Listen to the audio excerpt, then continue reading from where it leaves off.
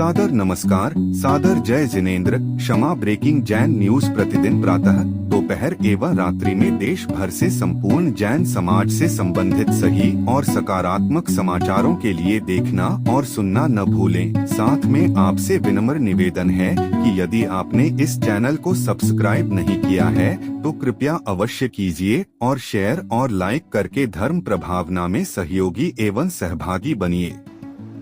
दुनिया में चलना है। एक शायरी लिखी नैन विनोद ने कहा था कि दुनिया में तुम निकलते हो, हर मोड़ पर तुम डरते हो। दुनिया में तुम निकलते हो, हर मोड़ पर तुम संभलते हो। लगता है डरते हो तो क्यों घर से निकलते हो।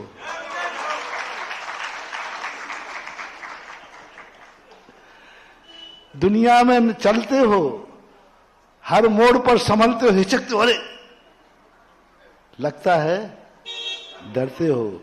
डरते हो तो घर से क्यों निकलते हो। घर से निकलने के बाद डर नहीं, हर मोड़ पर डर नहीं, हर मोड़ पर सामना करने की ताकत रखो। बहुत सारे लोग पहले तो दिलेरी से आगे आएंगे और बाद में थोड़ा ही सही यहां हुआ तो यहां से भागते हैं पूंछ दबा के।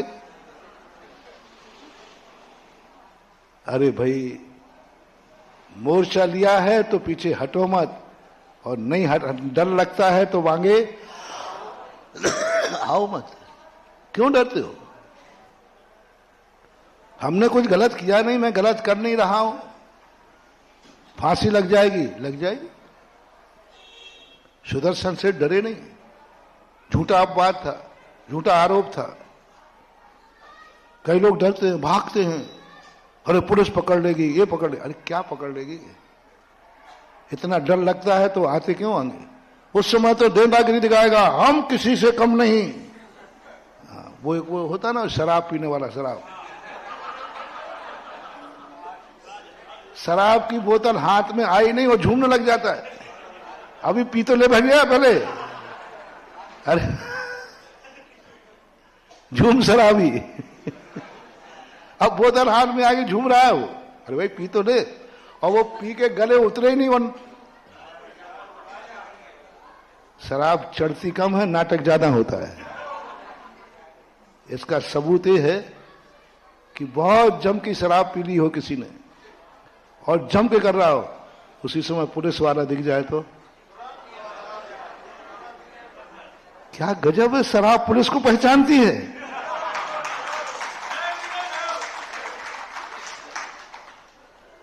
यदि नशा शराब में होता तो नाचती बोतल। शराब जानती है पुलिस वाला आ गया। इसका अर्थ ऐसे ही होते हैं जितने नेता होते तुम्हारे, छोले छपाटे जो छोटे मोटे लोग होते हैं, ये शराबी जैसा होते हैं। इनको थोड़ा हल्ला करने जाओ, ये करेंगे वो करेंगे, और थोड़ा ही सा इनको कुछ दिखा फिर मम्मी की गोद में छुपते हैं। हाँ, फिर मेरी गोद में आते, हम जाओ महाराज बचाओ। हमने हुआ कहा, गए क्यों थे। वो छोटा बच्चा है ना, पहले उसको रोको, वो मानता नहीं, मैं तो जाऊंगा। और फिर वहां से जब कोई खतरा होता है तो दौड़ के भागता, मम्मी मम्मी बचाओ। छोकरा गया क्यों था। नहीं, दुनिया में निकले हो तो हर मोड़ पर डरते क्यों हो। डर लगता है तो तुम घर से तुम बाहर निकलते क्यों आते हो सामने। बैठे रहो अपने घर में चूड़ियां पहन करके शांति से, ना ऊधों का देना ना सूदों का लेना। कई लोग कहते हैं, महाराज जी आपके संबंध में लोग जहां देखो कोई ना कोई, आपको डर नहीं लगता। मैंने कहा जिस दिन डर लग जाएगा उसी दिन माला लेकर कमरे में बैठ जाऊंगा मंदिर में। समाज के किसी भी कार्य में आशीर्वाद नहीं दूंगा। कौन पड़ा दंड फंद में, दलाली में काले हाथ करो, मुझे लेना कहना क्या है तुम्हारे से। जिस दिन डर लगेगा उसी दिन माला फिरूंगा चुपचाप। प्रवचन भी नहीं देना, कुछ भी नहीं करना। फिर देखें दुनिया की कौन ताकत मेरी बुराई करता है। देखता हूं मेरे संबंध में कौन बाहर सब निकालता है। देखें कौन करता है। कोई कहे महाराज जी ने ऐसा बोला, दुनिया कहेगी उनका तो मौन है। उनका तो आज तक कोई मौनी बाबा को किसी ने कहा उसने बोला वो तो मौन है। नहीं महाराज ने किया, वो तो माला के अलावा कुछ फेरते ही नहीं। दुनिया के सब काम बंद करो, शांति से माला फेरो, दाल रोटी खाओ, खाओ, ना कोई बुराई करेगा, ना कोई बुराई का, ना कोई बाहर सब निकलेगा, कुछ नहीं होना, बस अपने में रह जाओ। क्योंकि मुझे बुराई से डर लगता है। जिनको अपनी बुराई से डर लगता हो, जिनको बाहर सब से डर लगता हो, जो अपनी निंदाओं से डरते हो, कृपया करके वो घर से बाहर न निकले। कृपया करके वो अपनी माला से बाहर नहीं आए, मौन ले लें। कोई बुराई नहीं करेगा, तुम्हारी जिंदगी में कोई खतरा नहीं आएगा। लेकिन लेकिन लेकिन मेरा प्रवचन देना बता रहा है कि मैं मोड़ पर डरता नहीं हूं।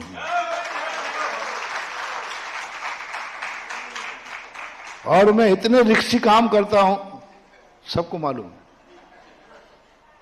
यहां तक कि एक बार एक व्यक्ति ने कहा, बोले महाराज जी ये बताओ, आप कई बार देवताओं को भी निपटा देते हो।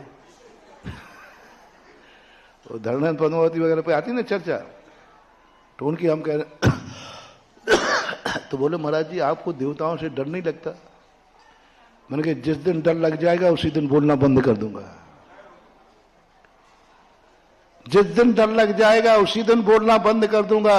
और जब तक बोल रहा हूं तो मैं देवताओं से भी नहीं डरता। और अभी भी कह रहा हूं, किसी देवता में ताकत हो तो मेरा तखत हिला के दिखा देवे। कोई नीचे छुप के तो नहीं बैठा, नहीं तो वो हिला देवे।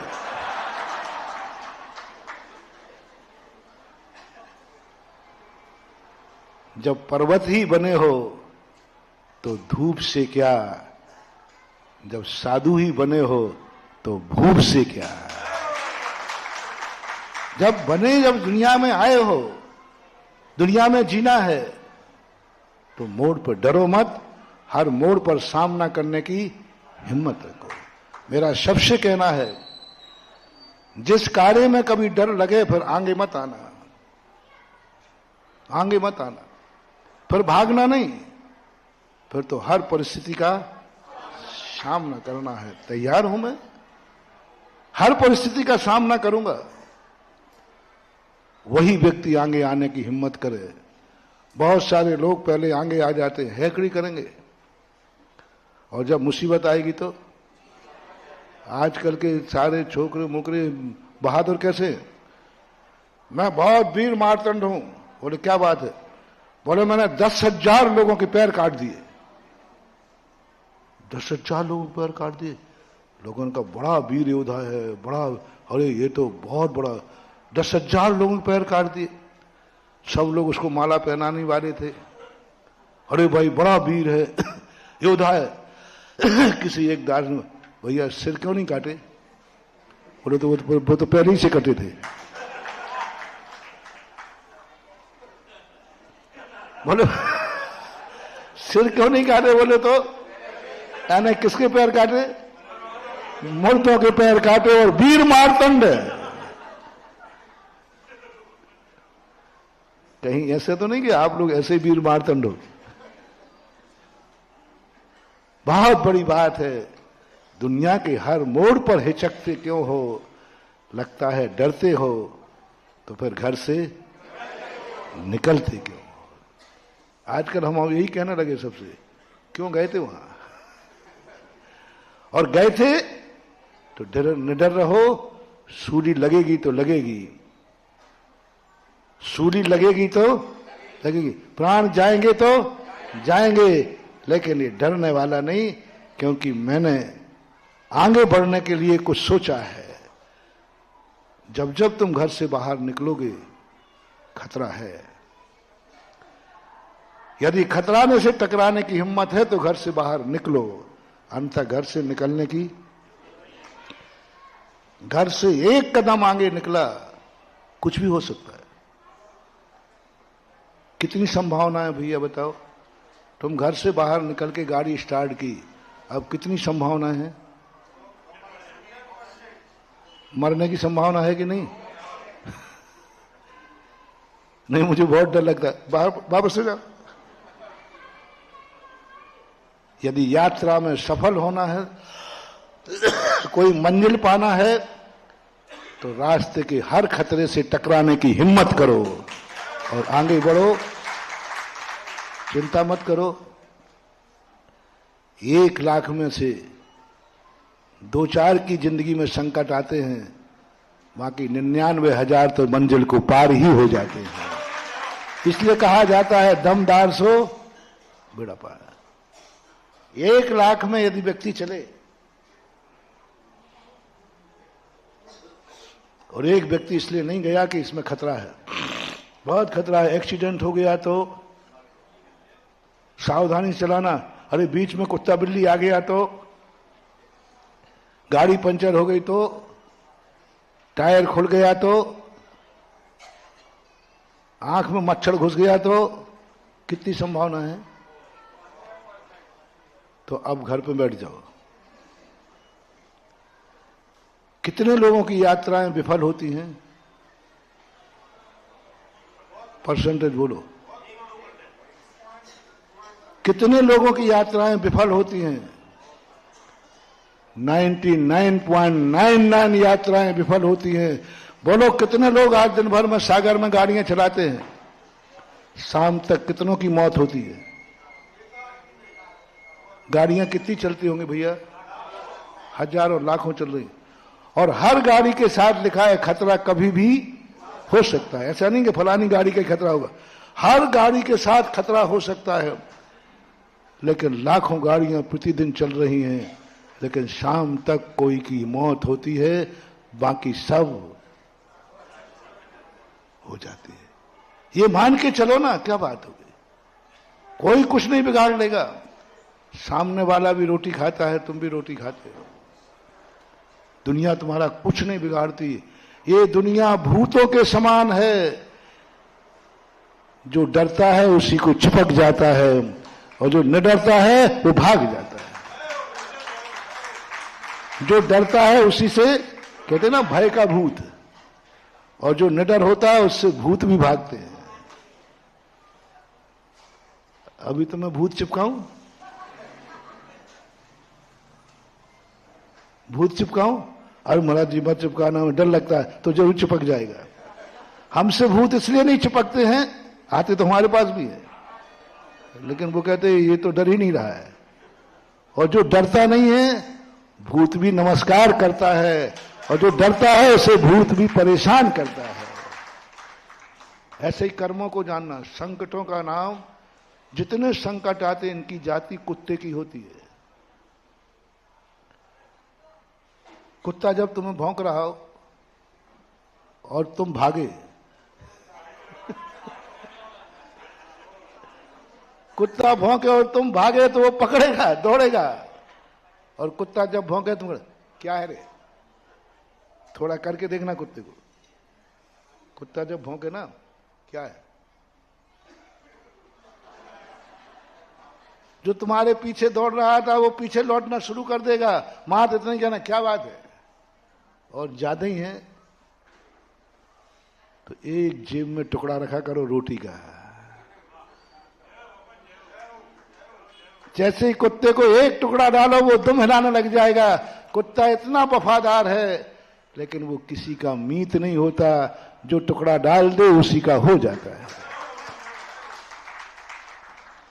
कुत्ता किसी का मीत नहीं होता, जो टुकड़ा डाल दे, पर टुकड़े का वफादार जरूर होता है। किसका वफादार? टुकड़े का वफादार होता है। जो रोटी डाल दे बस उसी का हो जाता है, फिर दूसरा डाल दे तो उसका हो जाता है।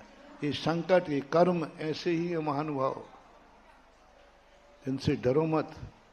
2 ही चीजें हैं, या तो इनको कहो क्या बात है, जब तुम्हारे अशुभ कर्म का उदय आवे ना, तब सीना तान के बैठा करो, क्या बात है रे, क्या बात है, मेरे से टकरा रहा है, बस इतने में कर्म शांत हो जाएंगे। और या फिर इस विपदा रूपी कर्म रूपी संकट से झेलने के लिए जेब में थोड़े टुकड़े रखा करो, गांधी छाप के।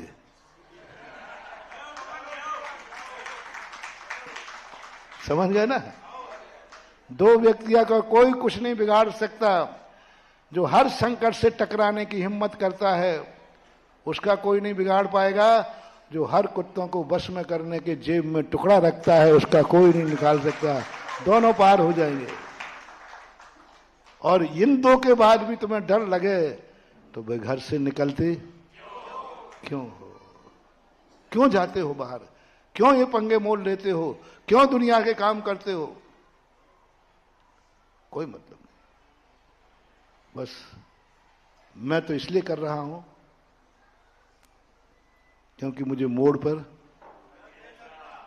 मैं हर विपदा के लिए पहले से सोचता हूं और तैयार करके बैठता हूं। आजा बेटा,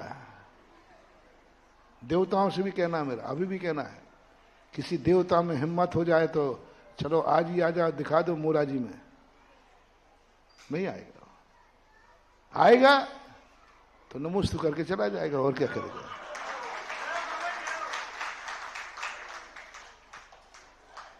हमारे पास तो टुकड़े नहीं हैं, लेकिन हमारे भक्तों के पास बहुत है। अपनी जिंदगी को ऐसा बनाओ, इस संसार में जब रहना ही है तो चमत्कार करो। संसार में रहना ही है तो कुछ ऐसा करो। अच्छे दिनों में कोई मुस्कुरा रहा है, कोई अतिशय नहीं है। बुरे दिनों में जो हंसती जिंदगी निकाल रहा है उसका नाम चमत्कार है। बुरे दिन में तुम्हारे चेहरे पे मुस्कान आ जाए, बुरे दिनों में टेंशन के समय तुम्हारे चेहरे पे मुस्कान आ जाए, जाओ, तुम्हारे लिए कोई कुछ नहीं बिगाड़ पाएगा। कर्म भी तुम्हारे पास आया है तुम्हें रुलाने के लिए, और जैसे जैसे कर्म उदय में आ रहा है तुम तो हंस रहे हो। वो तो कह रहा मेरा तीर का निशाना गलत लग गया, मैं तो आया था इसको, ये तो हंस रहा है। मैं तो आ रहा है कि आते गिड़गड़ाएगा, ये तो और सीना तान के बैठा है, ये तो और सीना तान के बैठ गया। ये क्या हुआ? मैं तो दुखी करने आया था, ये तो सुखी हो गया। मैं तो इसको मिटाने आया था, ये तो और आबाद हो गया। गला सीखो। ये दुश्मन तुम्हें मिटाने आए और तुम बनना शुरू कर दो। कितना मिटाएगा? दूध को मिटाने का प्रयास किया, मीठा है ना। दूध को मिटाने का प्रयास किया, खटाई डाल दी, दूध कहता कोई फर्क नहीं पड़ता, मैं दही बन गया। दूध में ताकत ज्यादा है कि दही में? चमकता दूध है कि दही? हाँ, लच्छेदार दूध कहता है कोई फर्क नहीं। अरे तेरे में खट्टा डाल दिया, बोले कोई फर्क नहीं पड़ता, मेरे पास एक कला है कि ये खटाई डालेगा मैं दही बन जाऊंगा। दूसरा सोचता है ये तो और गड्ढा बन गया, इसके टुकड़े टुकड़े कर डालो। तो मथानी लाया, दही को मसल दिया, बोले अब बेटा बच, अब बेटा बच। थोड़ी देर बाद देखता है कि वो तो अंदर मिट गया होगा, बर्बाद हो गया होगा, वो तो ऊपर नवनीत बन के तैर रहा है। तुम सोचते हो कि मथानी मरसना बंद हो जाए, तुम सोचते हो खटाई डालना बंद हो जाए, ये दुनिया में ऐसा नहीं होगा। जब जब दूध दिखेगा लोग उसे खट्टा करने का प्रयास, जब तब तुम ऊंचे उठोगे कोई ना कोई तुम्हारी टांग खींचेगा। और ये तो भारत देश है, और भारत में भी बुंदेलखंड, और बुंदेलखंड में भी सागर। अरे राम राम राम। एक बहुत अच्छा जोक था, केंकड़े होते ना, केंकड़े एक डिब्बे में निर्यात हो रहे थे, बाहर जा रहे थे, तो सारे डिब्बे पैक बंद थे, एक डिब्बा खुला था। तो उस पायलट ने कहा कि भाई देखो ये डिब्बा खुला है, ये केंकड़े कहीं भाग जाएंगे, तो उनको बंद कर दो। तो उसने कहा कि अब मुझे नहीं बोलना पड़ता, आप ही बोलते जाओ। बोले कहाँ के है? बोले पायलट साहब चिंता मत करो, ये सागर के केकड़े हैं, कहीं नहीं जाएंगे। बोले क्यों ऊपर निकल जाएंगे? बोले एक जाएगा दूसरा उसकी टांग खींच लेगा। ये संसार ऐसे ही हरे केकड़ों का है। तुम जब भी ऊंचे उठोगे कोई ना कोई तुम्हें गिराने का प्रयास करेगा। सब चारों तरफ देख लो महानुभाव, चाहे धर्म क्षेत्र हो चाहे कर्म क्षेत्र हो, हर तरफ कोई भी गुणशुभ प्रमोदम नाम की चीज खत्म हो गई है। उम्मीद मत करना इस पंचम काल में, और ये मिल जाए तो समझ लेना वो चौथे काल का व्यक्ति है। किसी गुणवान को देखकर व्यक्ति आनंद से भर जाए, समझ लेना ये पंचम काल का नहीं, किसी छोटी सी भूल के कारण चौथे काल के व्यक्ति ने पंचम काल में जन्म ले लिया है। मोटिवेशन आप सब देख लो, कभी किसी गुणवान को देख करके तुम्हारे मन में भक्ति भाव आ जाए, प्रमोद भाव आ जाए, समझ लेना तुम पंचम काल में नहीं, तुम चतुर्थकालीन संस्कार जीवित है।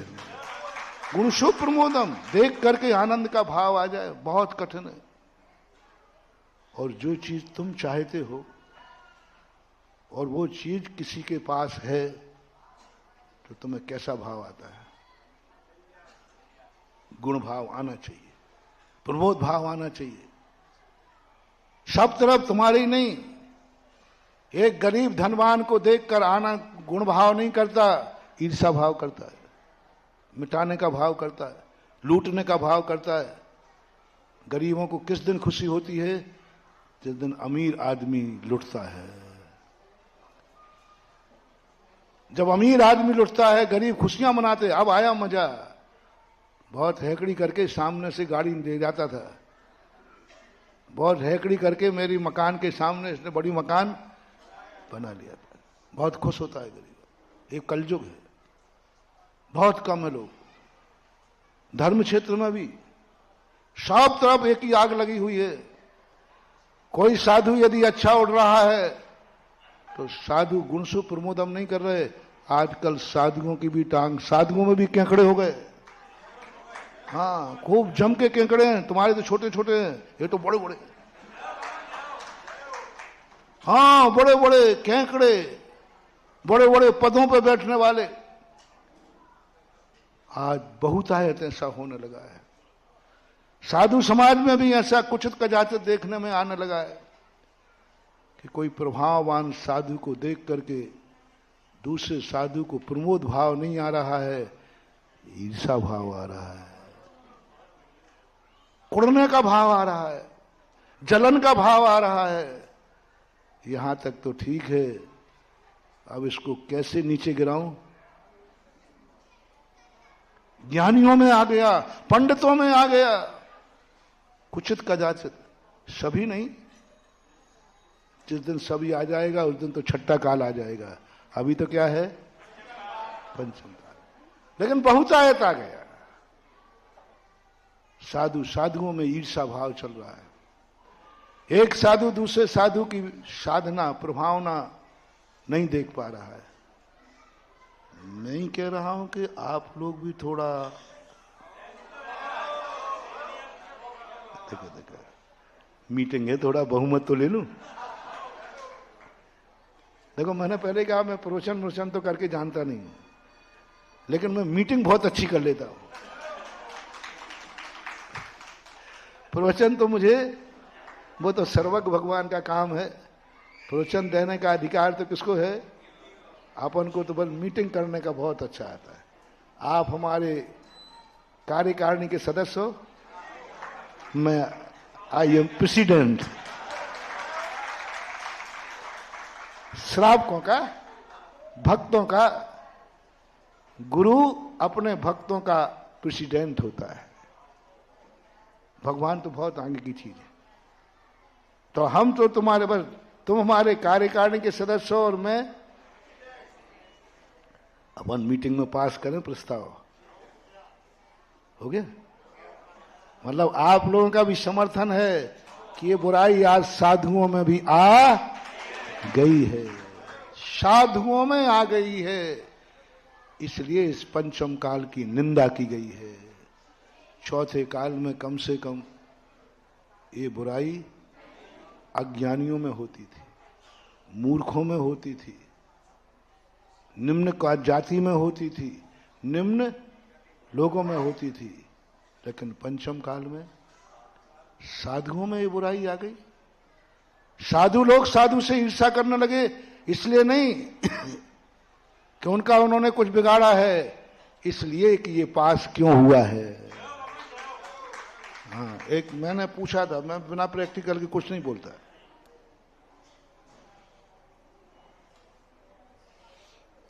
एक बार एक महाराज आचार्य सिंह की बहुत बुराई करते थे, प्रवचन भी करते थे। वो मिल गए मुझे एक दिन, तो मैंने कहा महाराज जी ये बताओ, मेरी बुराई करो तो कोई ऐतराज नहीं है, क्योंकि मैं भी कम नहीं हूं। ठीक भाई, देखो ये मैं भी खरी खोटी सुना देता हूं तो कोई मुझे सुना देता है। मैं भी थोड़ा तेज तर रहा हूं, मैं भी खुरापाती करते ही रहता हूं, कोई ना कोई चौंटियां लेते ही रहता हूं कभी कभी।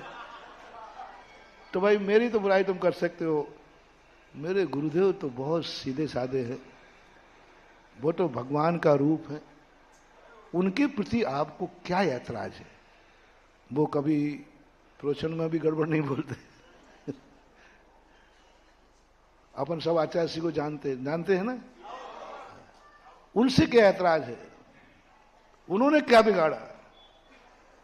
मैंने कहा देखो महाराज अच्छे से बताना, बिल्कुल मैं कुछ भी नहीं, बस आप तो अंदर की बात बता दो। बोले सही बताओ महाराज, हमने बिल्कुल सही पूछना चाहता हूं कि मैं परेशान हूं कि मेरे आचार्य सिंह की लोग बुराई क्यों करते हैं, और साधु लोग करते, कई आचार्य करते, और मैं खूब देखता हूं कि मेरे आचार्य से गलती कहां हो रही है। और मैंने भी खूब आचार्य को चेक किया, उनकी गलती मुझे पकड़ में नहीं। कहां पकड़ूं, प्रवचन मीठे मीठे होते, चर्या उनकी मीठी मीठी है। आचार्य जी को मैंने कहा मैं कैसे करूं, ये लोग क्यों करते हैं मेरे आचार्य जी की बुराई, कहीं कुछ है ही नहीं। तो फिर मैंने कहा चलो अब उसी दुश्मनी से पूछते हैं। वही बताया, क्योंकि कभी कभी अपने और अपनों के दोष, शायद वो मेरे गुरु हैं, इसलिए मोह के कारण मुझे महाराज में कोई दोष नहीं दिख रहा, लेकिन दोष, सही दोष देखना है तो दुश्मन जरूर अच्छे से देखता है। तो मैंने पूछ लिया कि महाराज बता दो मुझे, मैं परेशान हूं, क्योंकि आचार्य सिंह में दोष देखते देखते मैं थक गया, मुझे दिख ही नहीं रहा है, पर आप लोगों को दिखते हैं, बता दो वो कौन सा है। क्या गजब यथार्थ का उनका सबसे बड़ी परेशानी है, वे कल युग में इतनी चौथे काल की चर्या का पालन क्यों कर रहे हैं। कोई चौका नहीं, कोई भौका नहीं, कुछ भी नहीं, कोई पाटा नहीं, कोई श्रृंगार, कुछ भी नहीं, ऐसी चर्या का पालन कर रहे हैं, ऐसी चिंदोष चर्या का पालन कर रहे हैं। तो मैंने कि इसमें ऐतराज क्या। बोले ऐतराज, उनकी चर्या देखकर लोग हमारे पूछना बंद कर देते हैं,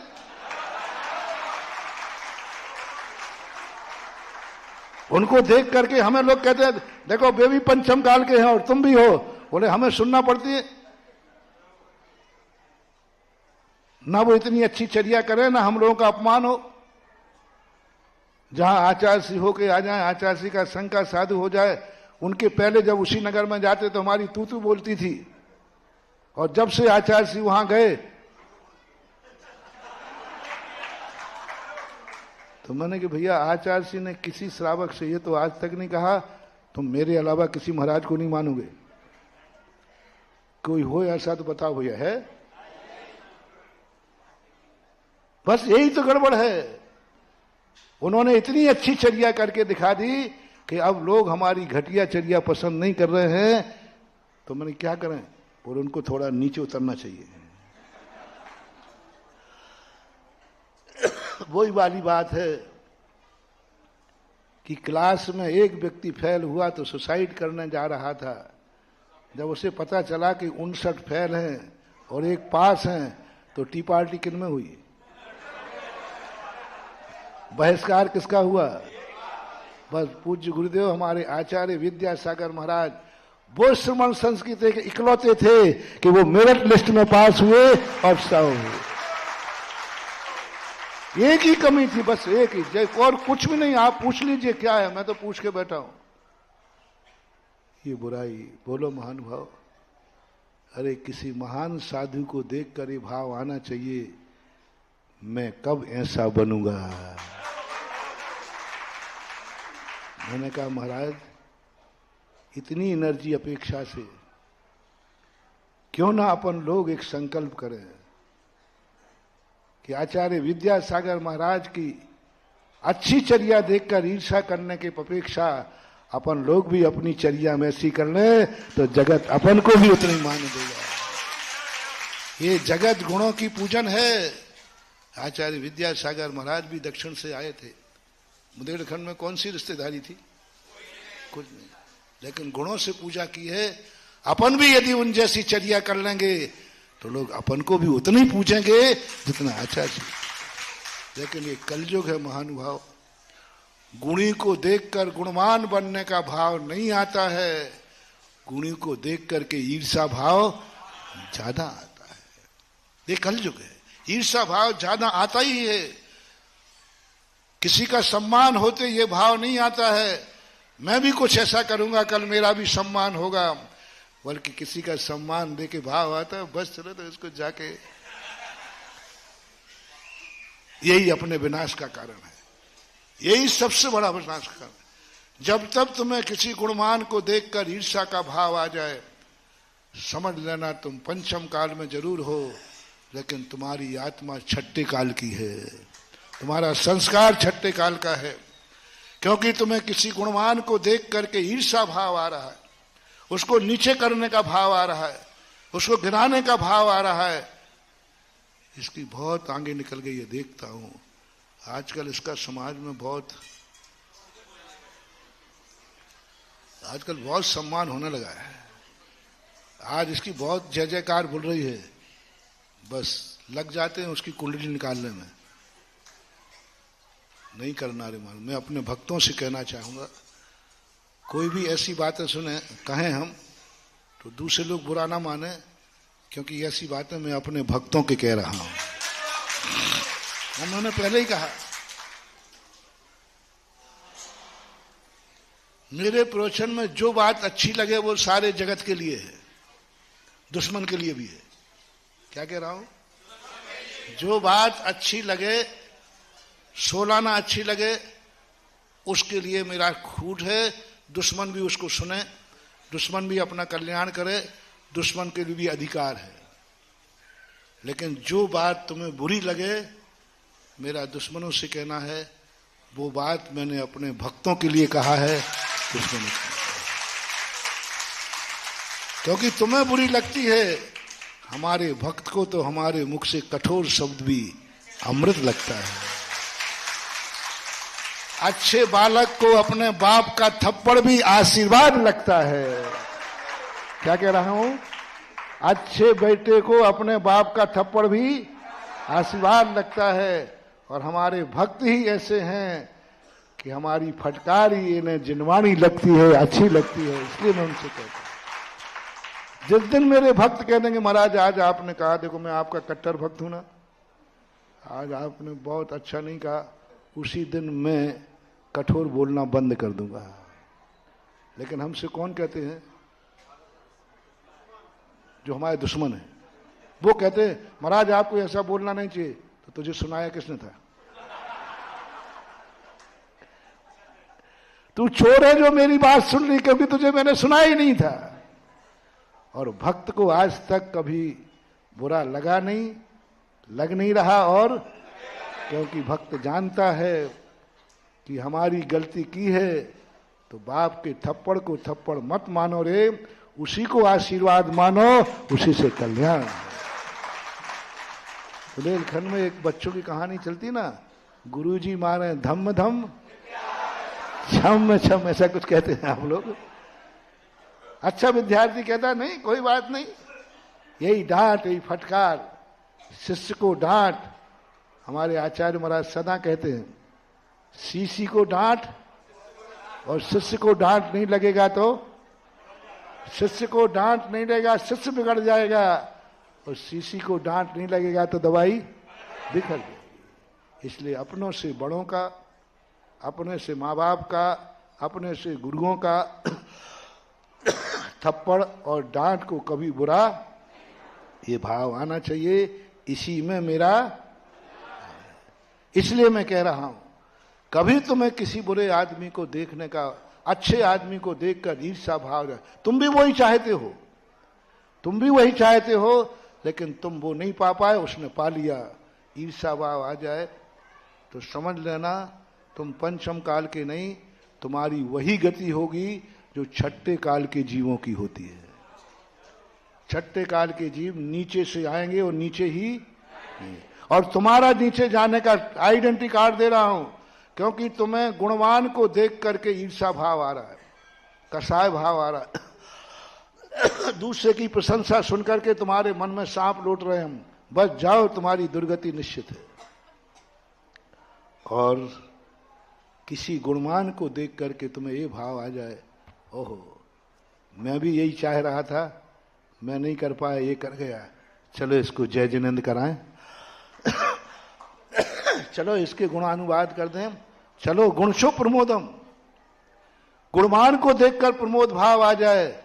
मत समझना अपने आप को पंचम काल का। पंचम काल में तुम्हारे शरीर का जन्म हुआ है, तुम्हारी आत्मा चौथे काल की है, क्योंकि गुणवान को देखकर तुम्हें आनंद भाव आया, गुणी को देखकर तुम्हें जय जिनेंद्र का भाव आया। साधु को देख करके समझ लेना वो साधु चौथे काल का है, जो किसी साधु के गुणों को देखकर आनंद से भर जाता है। धन्य है वो महाराज। मैंने उनको समझाया, मैंने कहा नहीं, हम भी तुम्हारे साथ हैं, मैं तो करता ही हूं, तुम भी करो। धन्य है इस पंचम काल में। मैंने कहा महाराज शुरू करो, तुम्हारा सम्मान मैं आचार्य विद्यासागर जैसा करा दूंगा इस दुनिया में। ये दुनिया किसी व्यक्ति की मोहताज नहीं है। ये जैनी अभी सम्यक दृष्टि किसी व्यक्ति से मोहताज नहीं है, आज भी सम्यक दृष्टि गुणों के मोहताज हैं, गुणों के मोहताज हैं। प्रार्थना करो, आचार्य श्री का ध्यान करो कि हे भगवान पंचम काल में, हीन संगन में ऐसी चर्या पालन कर क्षमा रहे हैं। Breaking Jain news YouTube channel पर विज्ञापन देकर धर्म प्रभावना में बने सहभागी। विज्ञापन देने हेतु संपर्क कीजिए मोबाइल नंबर 9026900740 एवं समाचार एवं वीडियो भेजने हेतु व्हाट्सएप नंबर 9335236222। क्षमा breaking Jain news YouTube channel देखने के लिए आपको बहुत बहुत धन्यवाद। सादर प्रणाम, सादर जय जिनेंद्र।